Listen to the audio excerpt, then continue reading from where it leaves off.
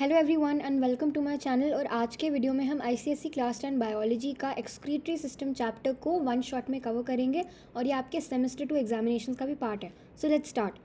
So first, let's have a look at the reduced syllabus for your semester 2 examinations. So it says excretory system, a brief introduction to the excretory organs, parts of the urinary system, structure and function of the kidneys, blood vessels associated with the kidneys, structure and function of the nephron. A brief idea of different excretory organs in the human body, external and internal structure of the kidney, parts of the urinary system along with the blood vessels entering and leaving the kidney, and functions of various parts of the urinary system, emphasis on the diagram with correct labeling, a general idea of the structure of a kidney tubule or nephron, and a brief idea of ultrafiltration, emphasis on the diagram of Malpighian capsule, selective reabsorption and tubular secretion in the relation to the composition of blood plasma and urine found. So let's begin with excretion. So what exactly does the term excretion mean? Excretion is the removal of harmful and unwanted nitrogenous waste products from the body. Substances that are to be excreted, अगर आपको अपने body से क्या क्या निकालना है, what are those harmful substances that have to be excreted out of the body? Firstly, carbon dioxide and water. Every living cell liberates energy by oxidizing glucose with the production of carbon dioxide and water. Carbon dioxide is eliminated through your lungs. It should be basically carbon dioxide and water basically as a part of as sweat and urine दोनों तरीके से निकलता है. Then nitrogenous metabolic wastes, these include urea, uric acid and ammonia. These are produced mainly in the liver and from the dead protein remains of other tissues that are brought to it. Any extra amino acids, digestion products of protein, cannot be stored in the body, so they are broken down in the liver to produce usable and also storable glucose and the urea that has to be excreted out. Urea is highly poisonous, and if it is allowed to stay in your body for a long time, if it's allowed to accumulate in the blood to a certain level, then it can also cause death. Urea is excreted out through the kidneys. Excessive salts also have to be excreted, such as common salt, that is NaCl, and even some excess water soluble vitamins like vitamin B and vitamin C, they also need to be eliminated. Salts are mainly given out by the kidneys. Then water is taken in with food and beverages in large quantities, and the excess quantity of water is removed, which incidentally also serves as a useful purpose for dissolving the harmful materials to carry them out.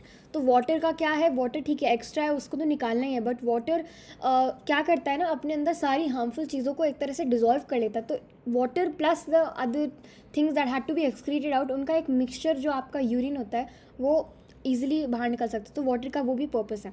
Then fifth is bile pigments, that is chiefly the yellow bilirubin.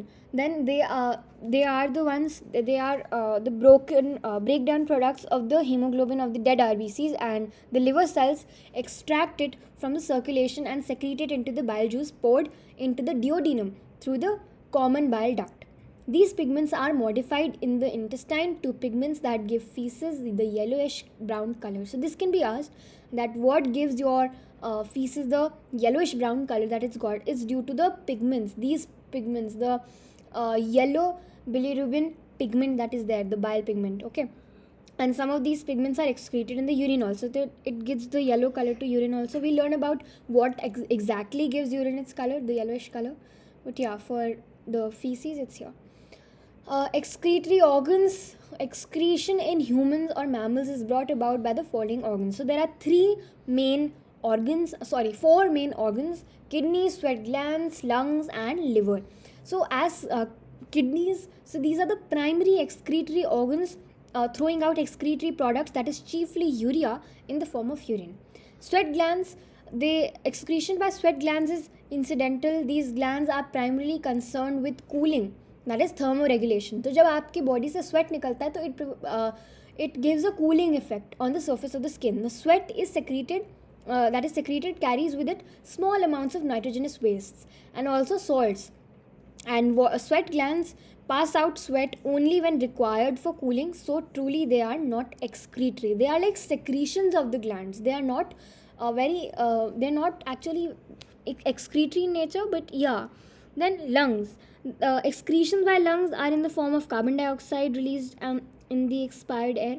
Then liver, fourth, liver detoxifies ammonia by converting it to urea, and then urea is then passed out in the form of urine by the kidneys. So urea is executed through urine. Liver also breaks down bad cholesterol, alcohol, nicotine and drugs. तो अगर किसी का liver fail हो जाता है, ऐसा आपने सुना होगा कि किसी इंसान ने बहुत काफ़ी अल्कोहल कंजम्पशन अगर उन्होंने करा तो उनका एक समय के बाद उनका लिवर जो है वो काम करना बंद कर जाता है, लिवर फेल हो जाता है. और अगर लिवर अल्कोहल को ब्रेक डाउन नहीं करेगा तो वो अक्यूमुलेट हो जाएगा, नाइट्रोजनस वेस्ट, एंड ऐसे करके पर्सन की डेथ हो सकती है. Then kidney. अब किडनी पे आते हैं यूरिनरी सिस्टम के अंदर. So the kidneys are two bean shaped organs about 10 centimetre long and 6 centimeter wide, located on either side of the backbone and protected by the last two ribs. तो ये आ सकता है, kidney की location तो पता होनी चाहिए, that either side of the backbone, backbone की दोनों तरफ है. and कौन प्रोटेक्ट करता है किडनीज को? they are protected by the last two ribs. The right side kidney is a slightly lower in level than the left one. तो ये आपको मैं बता देती हूँ. अभी आपका जो राइट हैंड है उसको आप अपना लेफ्ट हैंड बना लो, ठीक है, क्योंकि जो हम अभी यहाँ पे देखेंगे यहाँ पे ये राइट होगा, ठीक है, ये राइट है, ये लेफ्ट है. तो हमारे हाथ को अभी उल्टा कर लो एक तरह से, अपने राइट हैंड को लेफ्ट हैंड बना लो अभी के लिए. Now the right side kidney is slightly lower than the left one. Why? To accommodate the liver. यहाँ पे ऊपर लिवर आता है दोनों के ऊपर. वैसे एड्रीनल वो जो ग्लैंड होता है वो भी आता है दोनों किडनीज के ऊपर. Then a tube called the ureter arises from the notch, that is hilum of in the median surface of each kidney and connects behind with the urinary bladder in the lower part of the abdomen. The front end of the ureter is somewhat expanded into the kidney and it is called pelvis. The urine is produced in the kidneys, constantly flows through the ureters and collects in the urinary bladder. The urine is intermittently emptied from the urinary bladder through the outside of the body through urethra. The opening of the ureters into the bladder are somewhat projecting and act like valves to prevent the backflow of urine when the bladder contracts to pass out the urine. A sphincter muscle or a circular muscle, it guards the opening of the bladder into the urethra and relaxes only at the time of urination. And urination is also called micturition under an impulse from the brain. Now this is the diagram of the urinary system, and these are the two kidneys. This is the right kidney, this is the left kidney, this is aorta, and this is the renal vein. Okay, this is renal vein and this is renal artery. This is aorta and it is जो अंदर जो जा रहा है वो renal artery हो जाएगा. Then these are the two kidneys and this is the ureter. This pipe like structure, this is the ureter. This is the urinary bladder. These are the two sphincter muscles, two on each side, circular muscles होती है. and ये जब relax करती हैं तब urination हो जाता है, मतलब under an impulse from the brain they relax, तब urination होता है. usually they are in the contracted form and इस opening को बंद करके रखता है and this last में urethra आता है. So this was the diagram of the kidney. Now internal structure of the kidney अगर देखो, a longitudinal section of the kidney shows, ये देखो आप यहाँ पे, it shows two main regions, an outer dark cortex, ये यहाँ पे एक cortex जो बाहर की covering dark cortex, and an inner lighter medulla, अंदर का light part जो है उसको medulla कहते हैं. The medulla is composed of a finely striped substance arranged in several conical pyramids. तो यहाँ पे pyramids देख सकते हो यहाँ पे ऐसे. So ये फाइनली स्ट्राइप्ड होते हैं ऐसे, यहाँ पे बेटर दिख रहा है. एंड ये जो पिरामिड टाइप के स्ट्रक्चर है इनको हम पैपिला कहते हैं, ठीक है, एंड पिरामिड्स कहते हैं. और इनकी टॉप को यहाँ पे क्या कहते हैं? पैपिला. ये the apex of each, apex मतलब the top of each pyramid that is papilla projects into the pelvis of the kidney. ये पेल्विस है आपका, ठीक है. And the kidney is composed of an enormous amount of minute tubules called uniferous tubules or nephrons or renal tubules. So the word renal is actually connected with kidney. तो आप याद रखना, renal vein, renal artery, generalize मैं आपको form बता रही हूँ. अगर renal शब्द कहीं भी आ जाए that means it's related to the kidney. So यहाँ पे renal tubules meaning nephrons आपने ज़्यादा सुना होगा शब्द. जैसे नर्वस सिस्टम में हम न्यूरॉन्स की बात करते हैं, एक्सक्रीटरी सिस्टम में हम नेफ्रॉन्स की बात करते हैं. नेफ्रॉन्स के दूसरे ये शब्द हैं, तो कंफ्यूज नहीं होना है। Uriniferous tubules, renal tubules, kidney tubules, ये सब नेफ्रॉन्स हैं। एंड नेफ्रॉन्स क्या होता है? These are the structural and functional units of the kidney. अब आपको ये इसका डायग्राम, किडनी का डायग्राम लेबल करने को भी आ सकता है, बनाने को भी आ सकता है, तो दोनों की प्रैक्टिस कर लेना। काफ़ी अच्छे से देख लो आप डायग्राम को, एंड लेबल करने की काफ़ी प्रैक्टिस करो और बनाने की भी प्रैक्टिस करो। एंड ये मैंने अपने दूसरे वीडियोस के अंदर भी रेकमेंड करा है। आप यूट्यूब पे जाकर सर्च करो, you know, how to make the kidney ICSE class 10, जो भी ये सब लिखोगे तो आपके पास काफ़ी वीडियोज़ आएंगे। बहुत अच्छे यूट्यूबर्स हैं, सब ने यू नो काफ़ी अच्छे से आपको बनाना सिखाया है। तो I recommend you to go watch those videos on YouTube. Structure of a kidney tubule. So each kidney tubule has the following parts. First is the Bowman's capsule, a proximal or first convoluted tubule, and we have a middle U-shaped part called the loop of Henle. Then we have distal convoluted tube. So you can look at the diagram over here. This is Bowman's capsule, Malpighian capsule, better you can say here till here. And then you have afferent arteriole, you have this loop of Henle, and yeah, and the distal convoluted tubule over here, like this. So though this diagram is not there in detail, it is only for your understanding. The one that is there in detail is this diagram, and we'll be learning about this. So first let's come here. So Bowman's capsule, it is a thin walled single cell thick epithelium से बना हुआ है. It is a thin walled cup, something like a hollow ball pressed deep on one side. You can look here, ठीक है. And it is hollow, it's hollow internal space continues into the tubule, and the outer concavity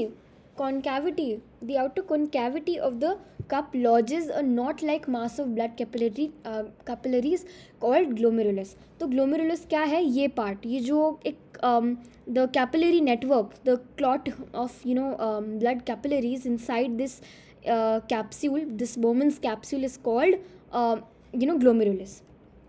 And the Bowman's capsule and the glomerulus together are called Malpighian capsule or the renal capsule. Proximal or first convoluted tube, that is PCT, इसका full form लिखने को आ सकता है, तो इसको ढंग से करना. Proximal convoluted tubule. It is starting convoluted region of the tubule, and that is nearer to the Bowman's capsule, and both Bowman's capsule and the proximal convoluted part lie in the cortex, giving it a dotted appearance in the sectional view. यहाँ पे okay. And यही हमारा क्या, हमने Bowman's capsule है, Malpighian capsule है, इसको हम साथ ये हमारा ग्लोमेरुलस है, इसको हम साथ में क्या बोलते हैं, इनका कलेक्टिव टर्म है Malpighian कैप्सूल. तो ये Malpighian कैप्सूल हो गया हमारा. ये PCT है, फर्स्ट कॉन्वोल्यूटेड ट्यूब्यूल, एंड ये DCT है, सेकेंड कॉन्वोल्यूटेड ट्यूब्यूल है यहाँ पे, ये पार्ट बेसिकली, और एंड ये हमारा लूप ऑफ हेनले, जो बिगर यू पोर्शन जो आपको दिख रहा है, this is your loop of Henle. ठीक है. Now the middle U shaped part, that is the loop of Henle, is shaped like a hair pin आपने देखी है, वो आप जूड़ा बनाते हो तो उसमें हेयर पिन आती है ऐसे करके. तो बेसिकली काफ़ी डीप यू कह सकते हो इसको. And it is not convoluted, that is ऐसे इसके टर्न्स नहीं है ऐसे, ये एक सिंगल ऐसा यूज टाइप का स्ट्रक्चर है. And it runs in medulla to turn back to re-enter the cortex to continue into the next convoluted region of the tubule. That means यहाँ से नीचे जा रहा है, but then it runs back to meet the second convoluted tubule here. Then distal convoluted tubule, yeah, DCT, again it is lying on the cortex, and it is the end part of the kidney tubule. And distal means literally means farther, and here if you see proximal means nearer. So farther मतलब दूर, तो away from the Bowman's capsule. So it opens into a collecting duct, and the collecting duct receives the contents of many kidney tubules and pours it as urine in the pelvis of the kidney. तो kidney का structure आपने यहाँ पे देखा ही था. Pelvis कहाँ है? यहाँ पर. तो पेल्विस क्या कर रहा है? यूरेटर के अंदर ओपन हो रहा है. तो यूरेटर एक वो पाइप लाइक स्ट्रक्चर है जो कि आपके यूरिनरी ब्लैडर में कनेक्ट होगा. तो यूरिनरी ब्लैडर में फाइनली आपका यूरिन स्टोर होता है, बट जो बनता कहाँ है आपका यूरिन? आपका यूरिन यहाँ पे बनता है किडनी के जो नेफ्रॉन्स हैं उसके अंदर, आपके किडनी ट्यूब्यूल के अंदर बनता है. ठीक है. Here so basically DCT the last point है जहाँ पे इतने सारे नेफ्रॉन्स है, ये तो सिर्फ एक नेफ्रॉन का स्ट्रक्चर है, इतने सारे नेफ्रॉन्स मिलके किडनी बनाते हैं, और इतने सारे नेफ्रॉन्स में जो छोटा अमाउंट जो है, जो भी कंटेंट होता है वेस्ट का, वो सारा मिलके पेल्विस के अंदर पोर्ड होता है, और पेल्विस से फिर वो जाता है यूरेटर के थ्रू यूरिनरी ब्लैडर में, and then it is excreted out through your urethra. तो कलेक्टिंग डक्ट में आ गया यहाँ पे, तो ये लास्ट यहाँ पे कलेक्टिंग डक्ट पहुँच गए यहाँ पे, ये स्टेप। सो ये आपके बेसिकली अंडरस्टैंडिंग के लिए ही है, इसको आई डोंट थिंक ये लेबल करने को आएगा, पर आप फिर भी इसको एक बार ढंग से देख लो so that you can understand better. Now blood supply to the kidney tubules. तो ब्लड जो है कौन सी आर्टरी या कौन सी वेन से कहाँ जा रहा है, किसको जा रहा है, कैसे जा रहा है, ये सब आप पढ़ते हैं। So a pair of renal arteries, तो the word renal again it is related to your kidney. So a pair of renal arteries branch off from the dorsal aorta. Again अगर आपने मेरा सर्कुलेटरी सिस्टम पे video नहीं देखा है तो you can go watch it, and वो भी काफ़ी अच्छा, इसके अंदर मैंने सेमेस्टर 2 के लिए जो भी आ रहा है सब कवर करा है, and I have explain dorsal aorta, and काफ़ी अच्छे से मैंने एक्सप्लेन करा है, so you can go watch that, it's on my channel. And तो डोर्सल अओर्टा से जो रीनल आर्टरी का ब्रांच एक निकल रहा है, and it enters the respective kidneys. Each renal artery branches and rebranches several time. एक बार तो ब्रांच हुई, एक रीनल आर्टरी निकली, जैसे मेन अओर्टा से रीनल आर्टरी निकली, और उसके साथ रीनल आर्टरी से भी काफ़ी ब्रांचेस निकल रही हैं, और उनसे भी काफ़ी ब्रांचेस निकल रही हैं। सो ऐसे सेवरल टाइम्स ऐसे ब्रांच होकर ऐसे आर्टीरियोल्स बनते हैं, and each such arteriole enters a Bowman's capsule. मतलब आप सोच सकते हो अओर्टा सबसे मोटी, सबसे बड़ी है, तो उसमें से भी अगर इतने छोटे पार्ट्स, जैसे रीनल आर्टरी के भी ब्रांच होते जा रहे, तो इतना फाइन, इतना छोटा पार्ट कि वो बोमन्स कैप्सूल आपके नेफ्रॉन के अंदर एंटर करे, बोमन्स कैप्सूल के अंदर, under the name of efferent arteriole. तो यहाँ पे आप देख सकते हो एफरेंट आर्टीरियोल के नाम से यहाँ पे क्लॉट सा बन रहा है, ग्लोमेरुलस, ये देख सकते हो आप। And this afferent arteriole breaks into a number of capillaries which forms a knot-like mass, that is glomerulus, closely fitting inside the woman's capsule. The reuniting capillaries of the glomerulus form the efferent arteriole. तो जो आ रहा है उसको हम कहते हैं afferent arteriole। यहाँ पे जाकर वो काफ़ी कैपिलरीज में डिवाइड हो जाता है, और ये कैपिलरीज जो बाहर निकलती है तो इनका नाम हो जाता है efferent arteriole। ठीक है। The efferent arteriole, after emerging from the woman's capsule, runs a short distance and breaks up into a secondary capillary network, that is vasa recta, which surrounds the renal tubule and rejoins to form a vein. By uniting again and again with other veins of the kidney, it ultimately forms the renal vein, which leaves the kidney at the median surface to pour the blood into the posterior vena cava. अब function क्या होता है?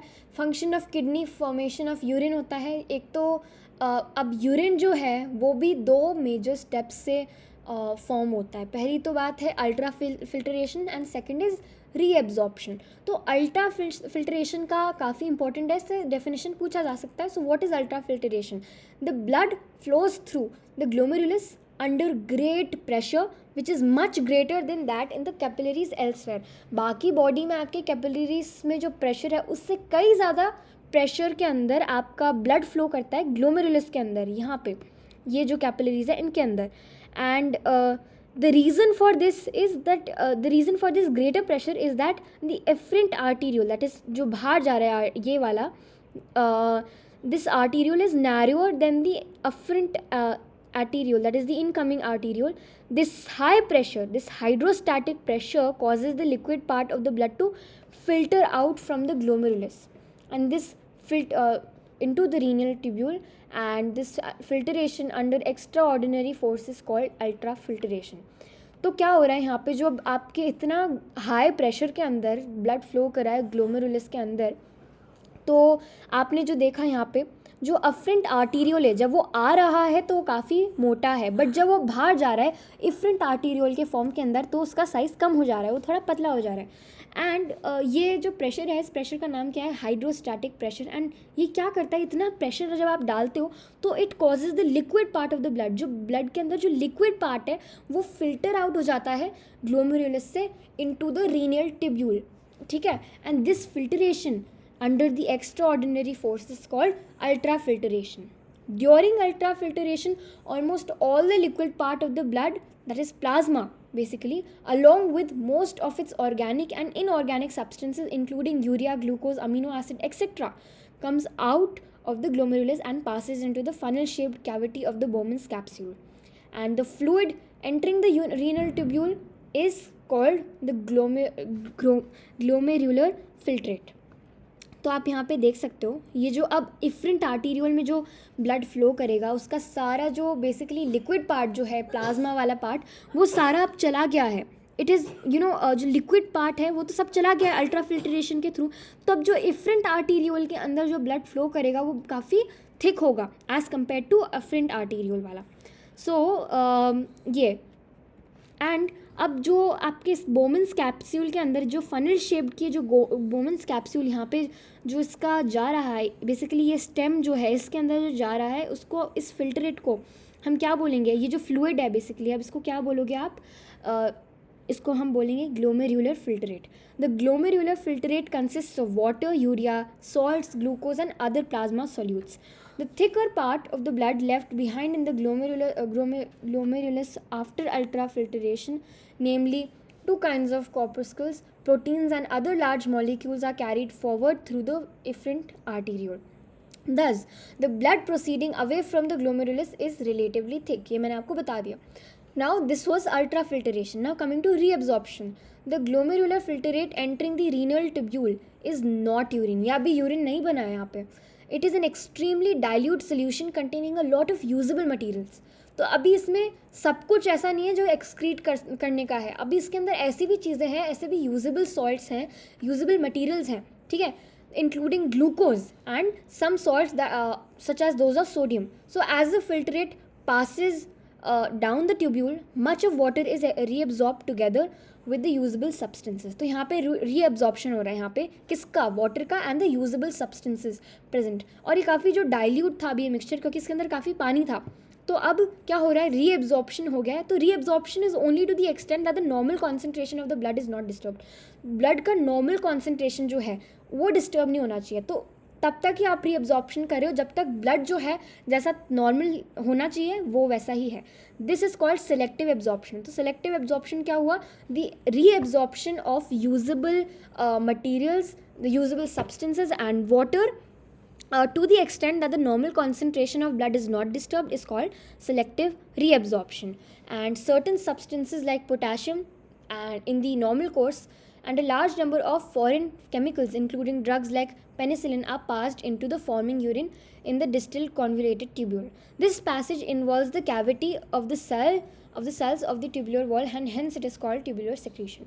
The filtrate left after reabsorption and tubular secretion is called urine. तो अब finally अब इन सब के बाद पहले तो अल्ट्रा फिल्ट्रेशन हुआ, उसके बाद रीएब्जॉर्प्शन हुआ, उसके बाद ट्यूब्यूलर सेक्रीशन हुआ. अब जो बचा है इसको हम कहते हैं यूरिन, जिसको हमें अब निकालना है, एक्सक्रीट करना है. तो अब what exactly is tubular secretion वापस देख लेते हैं. यहाँ से पढ़ते हैं. The certain substances like the potassium ions in the normal course and large number of foreign chemicals. तो ये आप जो दवाइयाँ लेते हो लाइक पेनिसिलिन जो दवाई ले रहे हो, they are passed into the forming urine. अभी जो यूरिन बन रहा है उसके अंदर फॉर्म पास करता है इसको in the distal convoluted tube, that is in the DCT. And this passage involves the cavity of the cells, जो आपके in the activity of the cells of the tubular wall. तो आपके जो नेफ्रॉन्स की जो वॉल है, जो nephrons बना रहा है, उसके जो सेल्स हैं उनका भी यूज़ होता है ये पैसेज के अंदर and that is called tubular secretion. Now urine formation के स्टेप्स को देखो. तो ग्लोमेरुलस के अंदर अल्ट्रा फिल्ट्रेशन होता है. बोमन्स कैप्सूल फिर उस ग्लोमेरुलर फिल्ट्रेट को रिसीव करता है, फिर वो कहाँ जाता है, PCT में जाता है, प्रॉक्सिमल कॉन्वोल्यूटेड ट्यूब्यूल. एंड यहाँ पे रीएब्जॉर्प्शन होता है मोस्टली सारा जो पानी होता है उसका, and about 2/3 of the glomerular filtrate के अंदर जो भी था water and much of glucose, sodium and chloride ions, जो भी सारे यूजेबल सब्सटेंसेज हैं उनका. देन लूप ऑफ हेनले के अंदर some more absorption of water and sodium ions takes place. Then अब लास्ट में DCT, that is the distal convoluted tubule, इसके अंदर क्या हो जा रहा है आपका, reabsorption of the remaining chlorides and some water and walls जो होती हैं उस रीनल ट्यूब्यूल की या नेफ्रॉन की जो वॉल्स होती हैं, they secrete potassium and foreign chemicals such as penicillin and other drugs into the forming urine. अब यूरिन सेक्रीशन की अगर बात करें तो द फाइनल यूरिन जो अभी बना है इन सारे स्टेप्स के बाद it passes into the collecting ducts. हमने यहाँ पे देखा कलेक्टिंग डक्ट्स, ये वाला part, and it passes into the collecting ducts to the pelvis and through the ureter into the urinary bladder by urinary peristalsis and waves of constriction in ureters due to gravity. And urine is expelled from the urinary bladder through the urethra, that is penis in males, and directly in females by relaxation of the sphincter muscles located at the opening of the urinary bladder into the urethra under impulse from the nervous system. Such a process is called micturition, and micturition is another name for urination basically. Now if you look at the constituents of urine मतलब क्या consist करता है, तो आपको इनके जो भी ये नंबर्स याद नहीं करने कि क्या कितना कंटेन करता है. You have to just remember the organic and inorganic components. तो urea, creatinine and uric acid, ये सब आपके ऑर्गेनिक हो गए. अगर आपसे पूछा जाए इनऑर्गेनिक कॉन्स्टिट्यूएंट ऑफ यूरिन तो क्या लिख सकते हो? Sodium chloride, that is your NaCl, then potassium chloride KCl, ammonia, ये सब. ठीक है, ईजी टू रिमेंबर है ये सब. तो organic and inorganic constituents of urine भी हमने पढ़ लिए. नाउ अब नॉर्मल कॉन्स्टिट्यूएंट्स इन यूरिन. अब ये तो आपकी नॉर्मली जो यूरिन में निकलता है वो. अब कुछ अब नॉर्मलिटीज़ जो हो जाती हैं. सो फर्स्ट है blood cells and hematuria. So in this the blood passes with urine due to infection in the urinary tract, kidney stone और ट्यूमर. तो ब्लड भी निकलता है आपके यूरिन के साथ, ब्लड सेल्स निकलते हैं. क्या बीमारी का नाम है? हेमेचूरिया. एंड ये एक इन्फेक्शन, अगर आपके UTI इन्फेक्शन आपने कॉमनली सुना होगा, आपके यूरिनरी ट्रैक्ट के अंदर कोई इन्फेक्शन हो जाए, या अगर आपके किडनी स्टोन है या ट्यूमर है आपके, तो उसमें ऐसा उस केस में हो सकता है. देन ग्लूकोज अगर निकलने लग जाए तो उसको ग्लाइकोसूरिया कहते हैं. अगर एक्सेस ग्लूकोज आपके पास होने लग जाए यूरिन के साथ due two diabetes mellitus. Diabetes mellitus क्यों होता है? एंडोक्रीन सिस्टम वाले वीडियो में अगर आपने देखा होगा तो आपको पता होगा कि diabetes mellitus is due to the insulin. अगर आपकी बॉडी में कम निकले तो डायबिटीज़ मेलिटस हो जाता है. आपका जो ब्लड शुगर लेवल है उसको कम करने में मदद करता है इंसुलिन. और अगर इंसुलिन ही कम निकल रहा है तो मतलब शुगर लेवल ज़्यादा होगा, दैट कॉजेज डायबिटीज़. तो एक्सेस जो आपका ब्लड के अंदर एक्सेस ग्लूकोज है फिर वो आपकी यूरिन के थ्रू भी निकलेगा. वो ग्लूकोज अगर निकलने लग जाए तो उसको ग्लाइकोसूरिया कहेंगे. Then albumin. तो this is due to the high blood pressure और due to the increase permeability of the Bowman's capsule membrane on account of bacterial infection. तो इसको हम कहते हैं एल्बुमिन. एंड बाइल पिगमेंट्स अगर निकलेंगे जैसे एनीमिया एंड हेपेटाइटिस, जैसे jaundice, and due to liver cirrhosis. तो ये सब 4 अबनॉर्मलिटीज़ हमने देखी यूरिन के अंदर. Now regulation of urine output. तो पिट्यूटरी ग्लैंड एंड डायरेसिस जो है इंक्रीज प्रोडक्शन ऑफ, अगर यूरिन हो जाए तो concentration of urine by water reabsorption is controlled by anti diuretic hormone, that is ADH. ये हमने लास्ट एंडोक्रीन वाले वीडियो में भी बात करी है.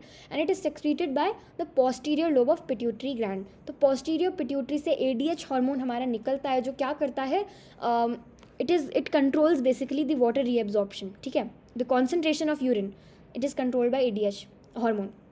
And if ADH secretion is reduce, अगर कम हो जाए ADH सेक्रीशन तो इंक्रीज़ हो जाएगा यूरिन प्रोडक्शन में, यूरिन ज़्यादा निकलेगा, यूरिन प्रोडक्शन बढ़ जाएगा. And this is called diuresis. Substances that increase the formation of urine are called diuretics. That is example liquid diets, T, coffee, alcohol etcetera. ये सारी जो लिक्विड चीज़ें होती है ये आपका यूरिन फॉर्मेशन में हेल्प करती है. इसलिए कहते हैं जब किसी को यूरिनरी ट्रैक्ट इन्फेक्शन हो जाता है, अगर UTI जिसको कहते हैं, अगर वो हो जाता है तो उनको कहते हैं काफ़ी पानी पियो. क्यों कहते हैं? टॉक्सिन्स जो हैं उनको फ्लश आउट करने के लिए.